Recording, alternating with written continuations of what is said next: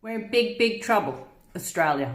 This is part one of looking at what is happening in court with David McBride and what the lawyers are putting forward as argument. Our country is getting ready for civil war. I've been reading all the other legislation. People need to go read it and look at the broad scope language. Fascism and apartheid is coming.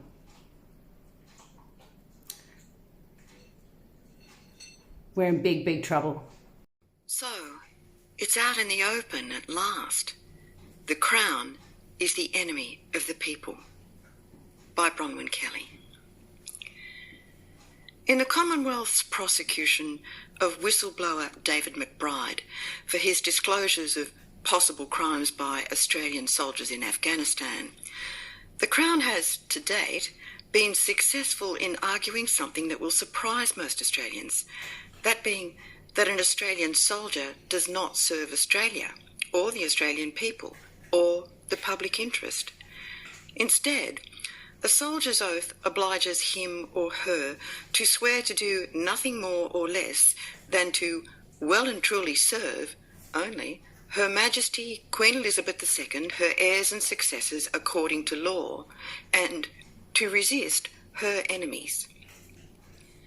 As the Crown prosecutor Trish MacDonald submitted, quote, "To interpret the word serve to mean to act in the public interest is to turn on its head service to king or queen," unquote. Nowhere in the oath, she said, does it refer to public interest or that a soldier must act in the public interest. Ms. MacDonald added that if it were an oath to act in the public interest, Parliament would have said so. This amounts to an argument that the oath of enlistment in Australia's armed forces is an oath to act against the public interest whenever it is contrary to the current monarch's interest, or when she or he simply orders armed forces personnel to do so. The implication is that by taking the oath, a soldier is being offered a strictly binary choice between essentially opposed entities, and there is only one choice they can make. They must choose to give their loyalty fully to a foreign monarch, not to the Australian people. So, in Ms. MacDonald's line of argument, a soldier can't choose to serve both, and in taking the oath must desert any loyalty that they might have had to the public. They must turn their loyalty to the public on its head, as Ms. MacDonald might put it. This breathtaking display of disrespect by the Commonwealth for the people of Australia and the soldiers who seek to serve them should act as a wake-up call for all Australians about the nearness of their democracy to extinction.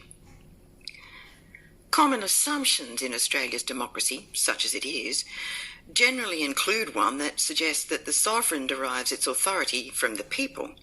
Constitutional lawyer Helen Irving has assumed as much by saying that, quote, "The Constitution rests upon the sovereignty of the people. Their consent is the ultimate authority for government, and a core part of the principle of democratic sovereignty is that power must not be derived from another source," unquote.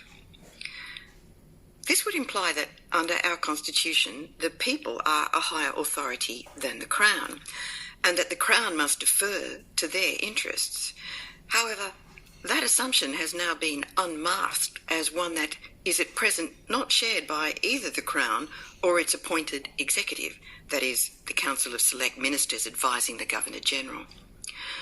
On the contrary, the Crown and the Executive quite clearly have an interest in ensuring that the Crown is the higher and indeed the sole relevant authority in our democracy, regardless of the people.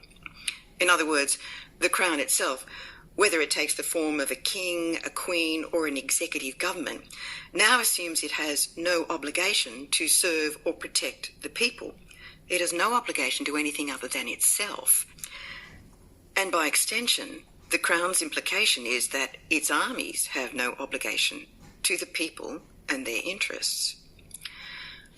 Worse than that, something extra that is truly dreadful emerges from Ms MacDonald's arguments, at least if we have an idea that the Crown is there to protect and defend the people and their interests. If she and the court interpret the oath to mean that to act in the public interest is to turn on its head service to king or queen, then both she and the courts are declaring that one of the enemies the armed forces are bound by their oath to defend the Crown against is the people themselves. It is now out in the open that Australia's armed forces aren't there to protect and defend Australians.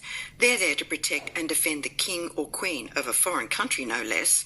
And more than that, to take up arms against the people if she or he orders them to do so.